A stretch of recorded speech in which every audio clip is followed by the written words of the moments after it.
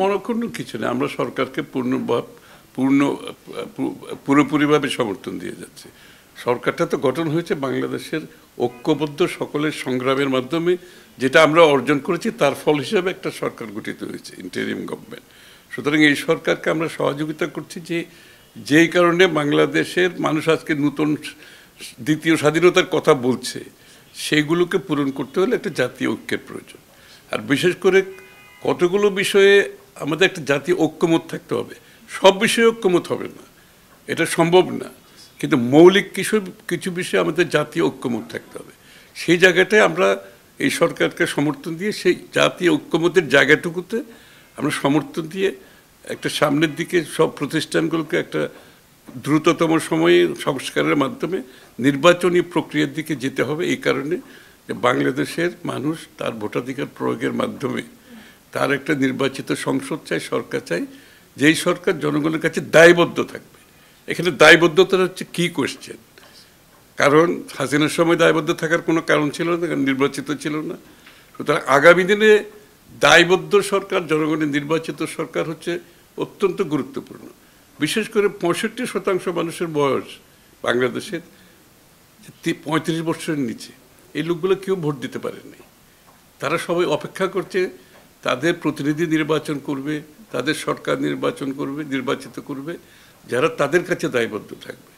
সুতরাং এটা অত্যন্ত গুরুত্বপূর্ণ। এবং দায়বদ্ধতা ছাড়া, জনগণের কাছে দায়বদ্ধতা ছাড়া আপনি কোনো সরকার জনগণের আশা আকাঙ্ক্ষা পূরণ করার কোনো সম্ভাবনা নেই। দায়বদ্ধতা খুব ইম্পর্টেন্ট। এখানে আমরা তো এতদিন বলে আসছি যে জনগণের মালিকানা ফিরিয়ে দিতে হবে। এই কথাটা তো আজকে 15-16 বছর ধরে বলে আসছেন না। তো মালিকানা ফিরিয়ে দিতে হলে মালিকের ভোটাধিকার প্রয়োগের ব্যবস্থা আগে করতে হবে। যে মালিক তার মালিকানা যে এক্সার্ট করবে, তার একমাত্র পথ হচ্ছে তার ভোটাধিকারের মাধ্যমে তার প্রতিনিধি নির্বাচন, সরকার নির্বাচন, যে তাদের কাছে দায়বদ্ধ থাকবে। সুতরাং এই মালিকানা ফেরত দেওয়ার বিষয়টা আমাদেরকে বুঝতে হবে যে জনগণের হাতেই তো ক্ষমতা। জিয়া রহমান সাহেব সঠিকভাবে বলেছেন, সকল ক্ষমতার উৎস কিন্তু জনগণ। তো সেই জায়গাগুলো তো আমাদেরকে অনুধাবন করতে হবে। দায়বদ্ধতার বিষয়টা, যাদের ভোটে নির্বাচিত তার কাছে দায়বদ্ধতার বিষয়টা অনুধাবন করতে হবে। এবং সেই দায়বদ্ধতা ছাড়া, জনগণের মতামত ছাড়া, জনগণের আকাঙ্ক্ষা, জনগণের প্রত্যাশা পূরণ করার খুব বেশি সুযোগ থাকে না। সাময়িকভাবে আপনি কোনো সমাধান দিতে পারবেন, কিন্তু দীর্ঘমেয়াদে, স্বল্প মেয়াদে, মধ্যমেয়াদে, দীর্ঘমেয়াদে জনগণের নির্বাচিত প্রতিনিধি ছাড়া সত্যিকার অর্থে যারা জনগণের কাছে দায়বদ্ধ থাকবে, জনগণের আশা আকাঙ্ক্ষা পূরণের কোনো সুযোগ নেই। আর এটা একটা চলমান প্রক্রিয়া। সংস্কারও কিন্তু একটা চলমান প্রক্রিয়া।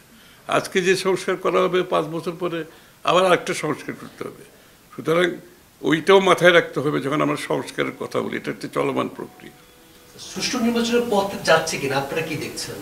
ওনারা যে নির্বাচন দেওয়ার জন্য যে প্রতিশ্রুতি দিয়ে এখানে এসেছেন, সেই নির্বাচন করার জন্য যে ধরনের প্রস্তুতির একটা বিষয় থাকে, আমরা সবসময় দেখি যে কোনো কাজের, সেটা আসলে আপনাদের চোখে পড়ছে কিনা যে হ্যাঁ এটা করছেন তারা?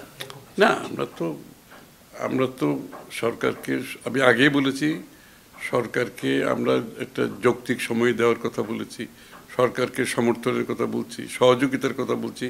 কারণ এটা পুরো জাতির সমস্যার সমাধানে আমাদেরকে ঐক্যবদ্ধ থাকতে হবে।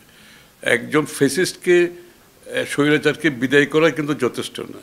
এটার যদি ফল জনগণ ভোগ করতে না পারে, এবং এখানে আমাদেরকে একসাথে কাজ করতে হবে সবাইকে, সেই কাজটা আমরা করে যাচ্ছি। 1 মাস হয়েছে ওদের, আমরা অপেক্ষা করছি, দেখছি।